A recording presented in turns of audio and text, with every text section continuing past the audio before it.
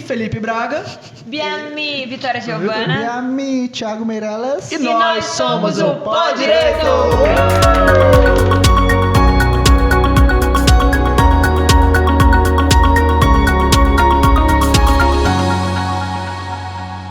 Fala, galera. Eu quero que tu fala Biami. Fala, Biami. Biami? Leonardo Lima. Biami. Leonardo, eu não entendi. Eu não entendi o que era miado de um gato. Ó, esse é turco. A gente tá com várias línguas aqui. A Vitória fala 23. 25. 25, Thiago. 19. 24. Toda hora também. Tu tem que mudar. A gente tem que. 19, Não pode mudar, não. porque E eu tô eu falo treinamento. 18 aí, entendeu? A gente 18 tá. línguas. Pra quem não Gente. entendeu, a gente vai botar na legenda, é turco. É Turco, gente. É o nível.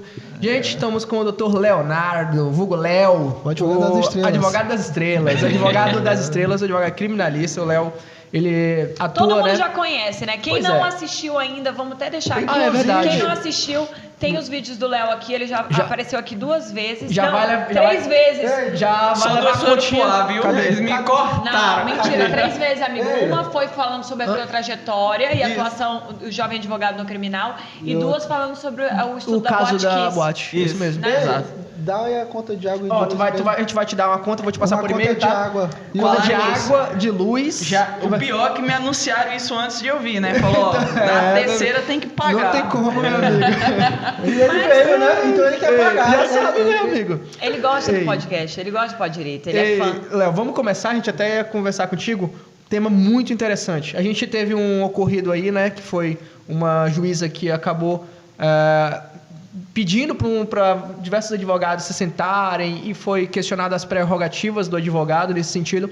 E como você atua na área do júri, vamos começar conversando um pouco sobre o júri, atuação no júri, como como o advogado pode se portar, os estudantes ou até advogados que têm essa intenção em atuar no júri, como podem começar tudo isso, né? Como atuação, de que forma. E depois a gente entraria nesse caso, tá? Sim.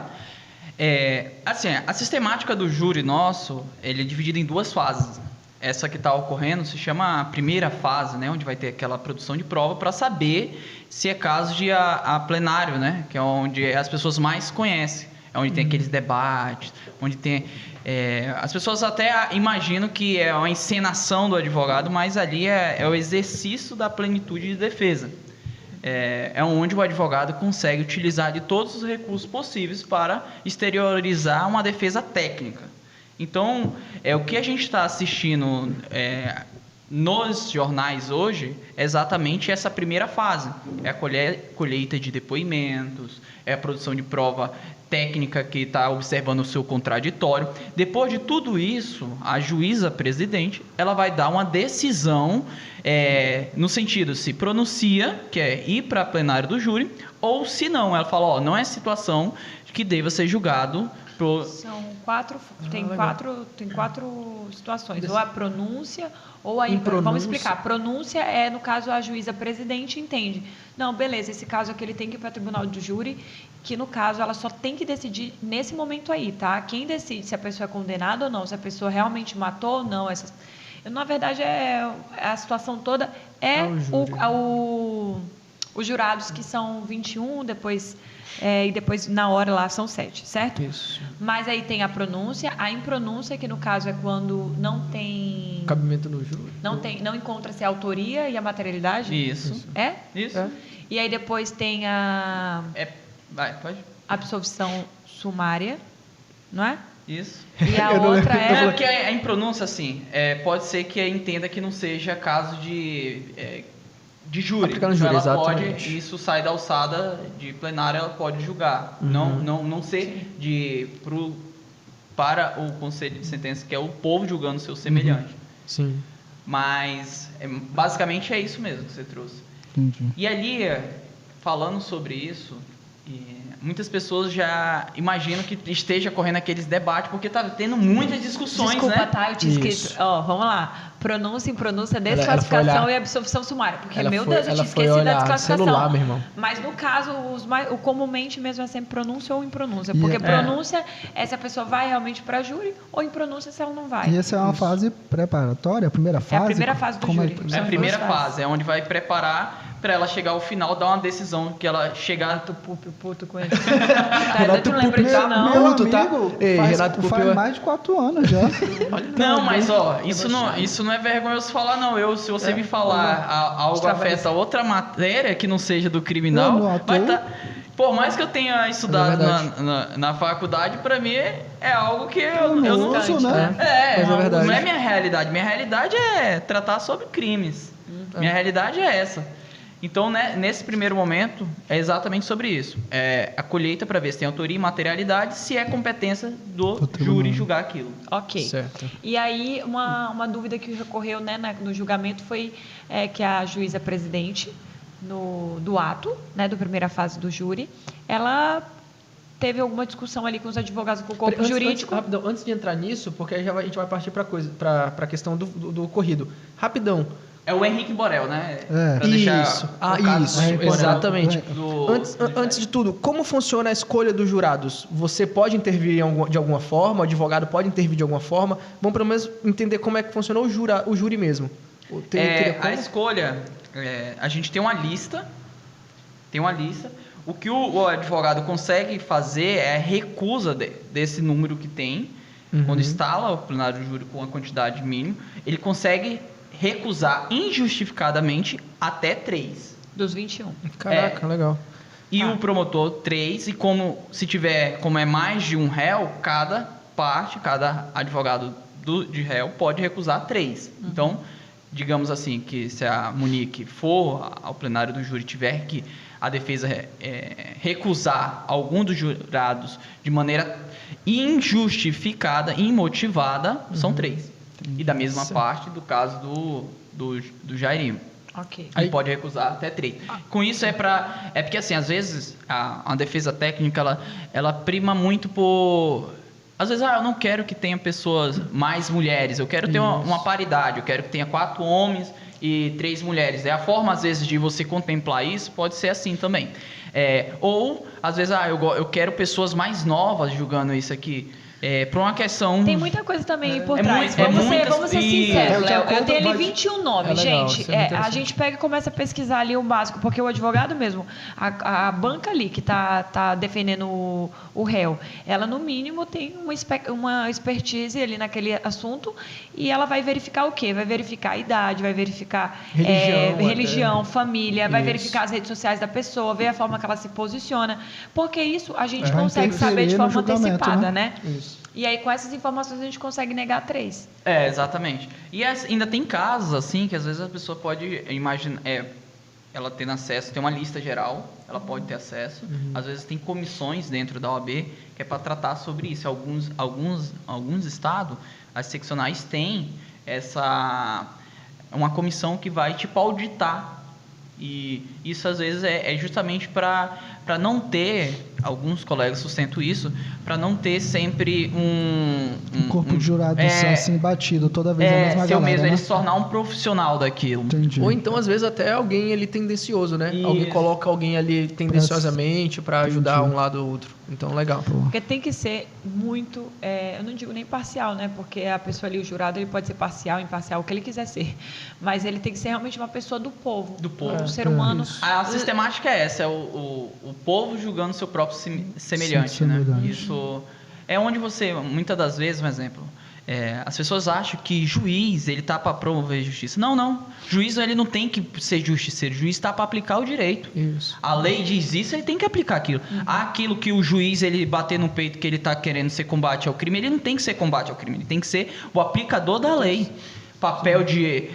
cada um tem o seu papel. O policial, o Ministério Público tem o seu papel, o advogado tem o seu papel, o juiz tem o seu papel. E o papel do juiz não é ser justiceiro, ele é para aplicar a lei. Agora, quando traz para a sistemática do júri, aqui a gente tem a possibilidade dele julgar com o seu próprio convencimento. Muitas das vezes o Sua juiz não convicção concorda. íntima. O juiz não concorda com o que está acontecendo, mas ele falou assim: não, os jurados decidiram. A soberania Eu do veredito. vou decidir. Exatamente. Aí vamos lá, a minha dúvida, então, sobre a questão da atuação mesmo na primeira fase. Porque na primeira fase do júri, a gente tem a juíza presidente, e eu verifiquei que lá no momento que ela estava, enfim, no ato lá, né, da audiência, É uma audiência, né? Uma audiência Isso, que aconteceu. Ela simplesmente pediu que todos se sentassem. E ela foi incisiva na hora de pedir. Ela pediu com educação no começo, mas ela foi incisiva e falou que só iria continuar o ato, continuar a audiência, se todos se sentassem. E aí eu vou perguntar para você, Léo, você na sua atuação, porque eu sei que no cível isso não existe, porque se na audiência a gente pode ficar em pé, sentado, de acordo com as prerrogativas do advogado.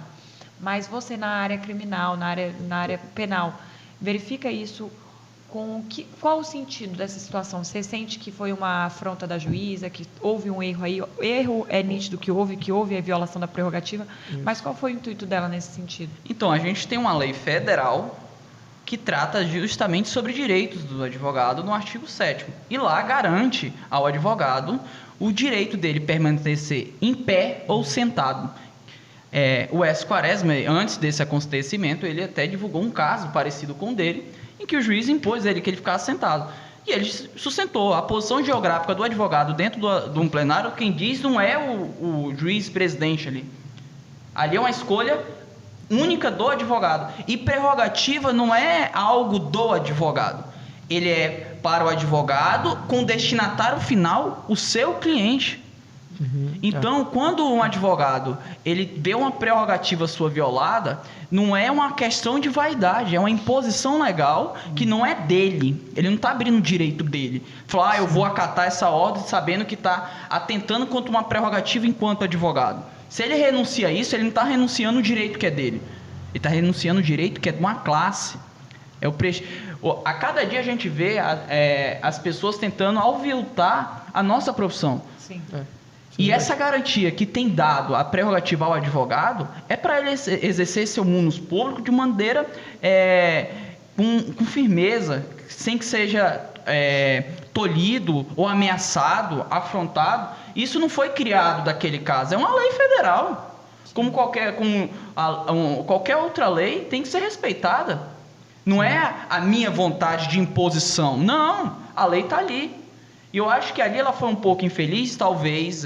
Eu acho que a gente tem que render prestígio e respeito pela função da magistratura, mas ela foi infeliz naquele posicionamento. Sim, totalmente. Ela poderia muito bem pedir, com a gentileza, vocês poderiam, eu sei que vocês têm, prerrogativa enquanto advogados. Não, mas ela pediu com a gente. Não, enquanto advogado, reconhecer. No começo ela pediu. Só que assim, vamos ser sinceros. Reconhecer a prerrogativa. Vamos ser sinceros aqui a gente não precisa fingir, não. Vamos ser sinceros, gente. Isso daí tudo é do corpo técnico, tanto dos advogados ali, que eles estão ali fazendo o trabalho deles. E aí, a partir do momento que ela começou a ser incisiva na conotação dela, eles falaram, não vão sentar, não. Eles poderiam muito bem sentar, mas eles não têm, eles podem ficar do jeito que eles quiserem. É uma imposição desnecessária. Ela pediu para sentar, presta atenção.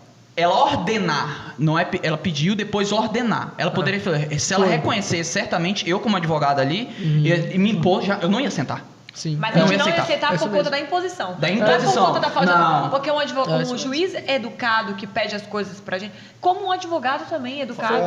Foi quando ele falou a palavra, quando ele falou, eu tô mandando doutores. Porra, ali acabou tudo. Aceitar aquilo ali é colocar de joelho, meu. Ali foi renunciar a qualquer direito. Não, pegar tua obra e fazer o quê? Não, pelo amor de Deus, rasgou.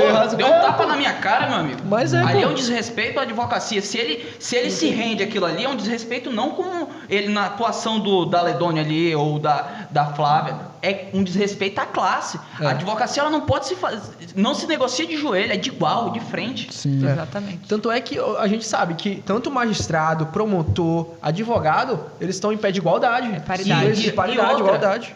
E a gente tem que render mérito a isso. A única profissão que é talhada na nossa Constituição é a advocacia. É verdade.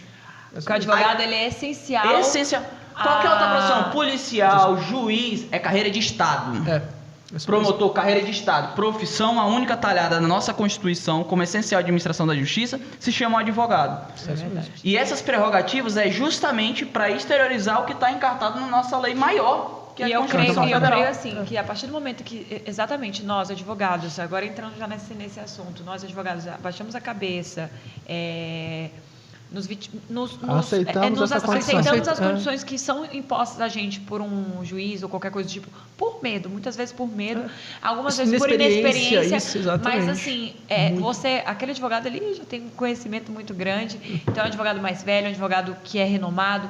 Então, notoriamente ali ele não ia fazer isso. Graças a Deus não fez. Mas um jovem advogado, às vezes nem sabe que aquilo ali não pode ser feito. Ele aceitaria.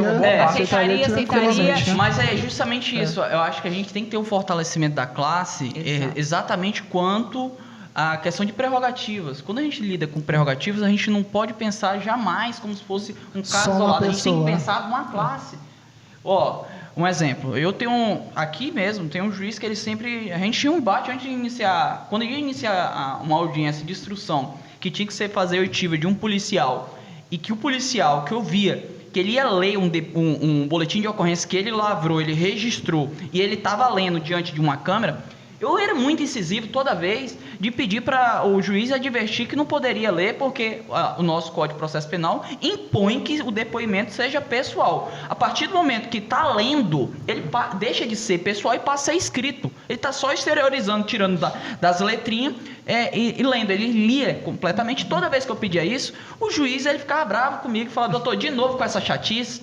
Mas eu não tinha uma vez que eu não me insurgisse e chegasse ao final, ele ficava chateado na hora, toda vez era isso. Mas eu me impunha naquela situação, me colocava de frente daquilo ali, e no final falava: excelência, todas as vezes que isso acontecer, eu vou me manifestar, porque é um direito que não é meu, doutor, é do meu cliente. E aqui a minha indisposição jamais é pela a pessoa de Vossa Excelência, ou quem eu tenho um total apreço, mas quanto a essa postura eu não posso admitir. Falou: doutor, isso é papel seu como advogado e respeito, porque você fundamenta onde está o seu posicionamento. Diferente de alguém que chega aqui e quer causar dentro de processo. A gente vai ter esses embates, mas sempre vai ser respeitado quando traz fundamentado. E assim segue. Você cria respeito. E, gente, você cria respeito. As pessoas acham que depois, que quando ela afronta ou quando ela discorda, ela vai ter retaliação, vai ter um problema com aquele juízo. Mas não, explica... eu conheço na prática, porque eu conheço um professor nosso que até contou uma experiência, que ele era assim, incisivo, que ele não é que batia de frente, mas que ele defendia a tese dele, defendia o cliente dele de uma forma mais incisiva, e todos os juízes respeitavam ele.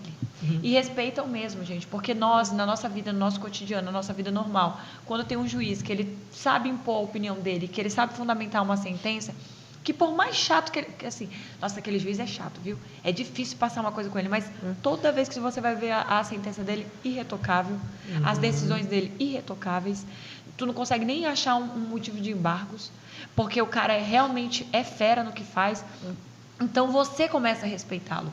Então, é isso em todas as profissões, gente. Então, não se acanhem e não se escondam atrás da sua OAB. A sua OAB é para te ajudar. E saber fundamentar, como o Léo falou. Isso. Às vezes, a forma como ele fala vai soar ofensivo, mas eu não posso deixar de falar isso aqui, porque isso aqui não é um direito meu, é do meu cliente. Então, o juiz ele vai entender, ele vai falar: verdade. Às vezes ele vai mudar o posicionamento dele na audiência. Eu falo assim: pô, tô puto com esse cara. Aí depois você fala: por que você fez aquilo? Aí ele fala: realmente... É verdade. É exatamente isso. Quando a gente vê um trabalho bem fundamentado, eu posso não concordar com a decisão, mas quando eu pego uma decisão bem fundamentada, eu falo... Pelo menos ele leu o que eu escrevi. Ele leu, exatamente. E ele fundamentou. O mais interessante é isso. E eu acho isso muito válido. Isso não é só do lado de cá que a gente tem esse sentimento, de lá é o mesmo. Exatamente. Eu acho que o melhor assessor do magistrado é um bom advogado. Não tem melhor assessor para ele que ter um bom advogado que traga fundamentos para ele. Assim como tem uma sentença bem fundamentada, existe uma petição bem fundamentada. Exatamente. O juiz pegar uma petição bem fundamentada, olha, caramba, realmente... Pra ele confrontar aquilo tudo que você trouxe de uma maneira técnica, dá trabalho. E, Léo, saindo um pouco dessa história, dessa questão de prerrogativa, que eu acho que ficou bem claro, eu queria perguntar para você sobre a sua atuação no Tribunal do Júri. Eu já vi que você fez alguns júris, eu vi que você já evoluiu nisso aí, porque assim, é sempre importante mencionar... Ele até viralizou aí nos vídeos aí. Viralizou. É sempre importante mencionar que ele é um jovem advogado, gente. Então, é palpável a história dele para você que está assistindo aí, acabou de pegar a sua OAB. Então, conta, Léo, sua experiência com o Tribunal do Júri. Desde que eu peguei minha credencial, eu tinha um desejo de atuar em plenário do júri, porque ali é onde você tem mais liberdade de tratar sobre várias técnicas de persuasão. Às vezes você, de maneira escrita, você consegue redigir uma peça, mas falta alguma coisa, sempre falta. Você sente que a forma que você escreve nem sempre é o que você quer passar. Então, quando você está dentro do plenário do júri, você consegue trabalhar sobre várias vertentes. Você utiliza a sua fala, a sua entonação, você diminui sua voz, se aumenta a sua voz, você é incisivo, você baixa, você faz uma modulação, o seu posicionamento, a sua forma de gesticular, a sua vestimenta, tudo isso, todas as formas, todas as técnicas de comunicação, você consegue utilizar dentro do plenário do júri. Então, você consegue ser... Eu imagino que o advogado ele consegue ser mais convincente daquilo que ele defende, porque você não utiliza apenas um critério de exteriorizar algo que você quer passar para alguém. Não, você vai utilizar vários elementos. Que a fala talvez seja até menos importante que as outras áreas. Se você sabe se posicionar dentro de um plenário, como você vai falar. Um exemplo prático disso que eu aprendi olhando mesmo o promotor, ele chegava em plenário e tratava os jurados por nome. Cara, não tem coisa mais... Não tem coisa que causa mais empatia, que traga mais proximidade com o ouvinte que ser tratado pelo nome. Isso aí é muito Qualquer forte. local que você chegar e alguém lhe tratar com o nome, ele viu uma vez só, e a segunda vez essa pessoa lhe ver, lhe tratar pelo nome, eu tenho certeza que você vai ter uma explosão de sentimento diferente. Isso é verdade. Então aquilo, eu peguei dele, eu percebi, ele já é familiar. E um outro detalhe, eu vi que o promotor, muitas das vezes, ele vinha com umas 3, 4 teses muito fortes, mas ele já deixava isso muito já programado para ele chegar e dizer que está sendo promotor de justiça e falar para o jurado, eu tô promovendo justiça. Esses 2 pontos agravantes aqui, vocês não reconhecem não, porque isso aqui que é o justo. Mas esses 2 aqui que lasca do mesmo jeito, vocês condenam. Já trouxe uma proximidade. Legal. Então, o que eu passei a observar? Eu falei, eu vou entrar agora em plenário de júri num processo de desconstrução. Toda vez quando eu entro em plenário, eu pontuo essas técnicas que o promotor utilizou. Eu já falo, corpo de jurado, vocês não queiram imaginar que esse aqui é um bom moço. Que ele vem aqui com esse comprometimento de tratar vocês pelo nome, não é à toa. É trazer empatia, é um critério, é um profissional, eu sou um aprendiz dele. E assim eu vou critério de desconstrução, eu pontuo tudo que ele fez.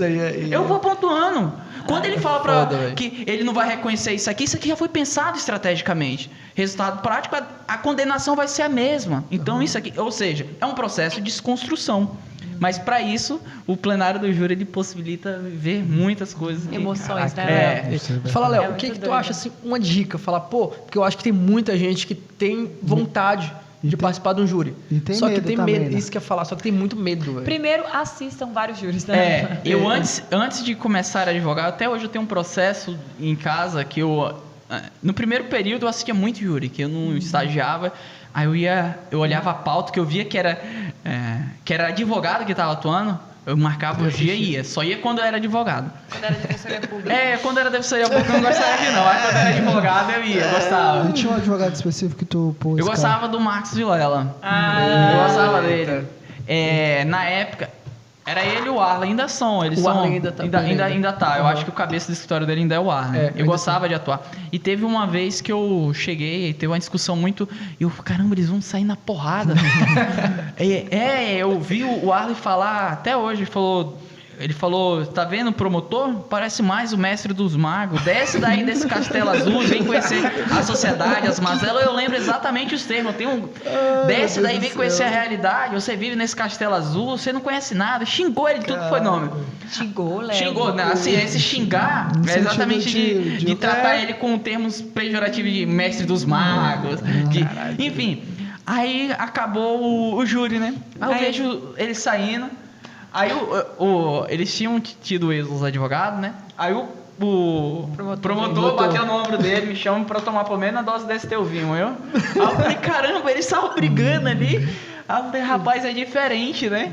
E aí depois que eu fui vivenciar isso, realmente, na prática, a gente tem um embate muito grande. Quando tem essas discussões acaloradas, e fala, rapaz, tava com saudade. Eu tive uma dessas com um promotor. Ele falou, rapaz, já tava com saudade disso. Exatamente porque faz parte dali. E um caso mais recente, eu estava defendendo um cliente que ele estava sendo acusado de homicídio. E um outro parente dele, sobrinho também, né? E um disse que dirigiu o veículo, o outro atirou. E um jogava pro outro, dizendo que um que tinha atirado, o outro não. E eu falei, cara, meu cliente não atirou, ele dirigiu. Aí o outro não, quem atirou foi... Um jogou no pro outro, eu peguei, o que eu fiz? O outro, qual réu, ele tinha uma ficha muito grande de antecedentes. Muita mesmo, ele era bem problemático. Meu cliente não, ele era um policial civil aposentado. O que eu fiz? Peguei a folha de antecedente dele e juntei um monte. Aí eu colei com fita crepe, né? Aí eu juntei tudinho. Falei, rapaz, se ele apontar o dedo e jogar pra cima do meu cliente, eu vou aprontar com ele. Aí eu puxei lá, falou, isso aqui, eu mostrei um monte de ficha de antecedente criminal e apontava o dedo na cara dele, falava, isso aqui é o coitadinho, esse aqui tá querendo passar pro inocente, de inocente não tem nada, apontando mesmo. Léo, e tu? Depois eu quero saber do medo que ele aí eu pensando, né, falei, o cara já tá acusando de matar o outro, já tem outros processos. Eu ainda tô acusando ele. Eu ainda tô apontando o dedo na cara dele, não tem nem um Porsche ainda, pra ser armado. Aí eu falei, mas eu não posso deixar de fazer isso porque é um direito do meu cliente que eu acho que a única forma de eu defender ele é isso. Infelizmente, eu vou ter que assumir o risco. Entendi. E eu fui pra cima de maneira incisiva, acabou o plenário, né? Aí o que eu fiz? Eu fui lá com ele, lá na cela, ó. Sabe que plenário não tem nada a ver, vale tudo. De eu querer que você seja condenado, era a defesa do meu cliente e tal. E ele? Aí ele, bem sério, né? Ele olhou assim pra mim, eu sei como é que é advogado. Fechou a cara, fique tranquilo. Eu falei, beleza. Aí eu falei, vou embora. Eu falei, vou tranquilo. Caraca. Mas plenário é isso. Eu acho que o advogado, ele, em sua própria essência, ele tem que... Ele não pode ser covarde. Eu não podia me acovardar ali. Ainda mais nessa área. Eu não poderia. Não tem como. Léo, Sabia que tinha um risco, eu queria saber como que tá lá. Eu vi que você fez uma reforma linda no seu escritório. Mas antes disso, eu sei que você agora tá namorando, super apaixonado. E você vai casar uma hora. E quando casar, você vai precisar de uma casa. de um material de construção. Tem um amigo que ele fala, presta atenção, tem um amigo que ele fala que ninguém merece ser feliz para sempre. Então, uma hora tem que casar, né? Quem casa quer casa, meu. E na hora que você casar, você vai Aqui, ligar ó. onde? Olha aqui, ó. Tem de tudo, Material de construção, meu Ó, amigo. quero ver. Solução. Ei, tem de tudo material de construção. Eu vou cobrar, viu? Ei, Eu tô cobrando esse- Pablito. E o Léo tem vai... cara que gosta de piscina, né, em casa, né? Tem, Tem quantos gosta. filhos? Quer ter? Por enquanto, um. Por enquanto. Por enquanto. Mas aí vai fazer a alegria do filhote. Tem de tudo material de construção. Ei, manda um beijo aí pra amada. Pô, um beijo. Beijo a minha amada Ana. Olha aí, porra. Loving you. Aí, agora eu vou te pedir... Não, calma. Ei, tá emocionado? Tu tá emocionado aí, caramba. Tu tem que se preparar. Mas ela tem que estar na tua Não é frente. plenário do júri, mas você balou meu coração.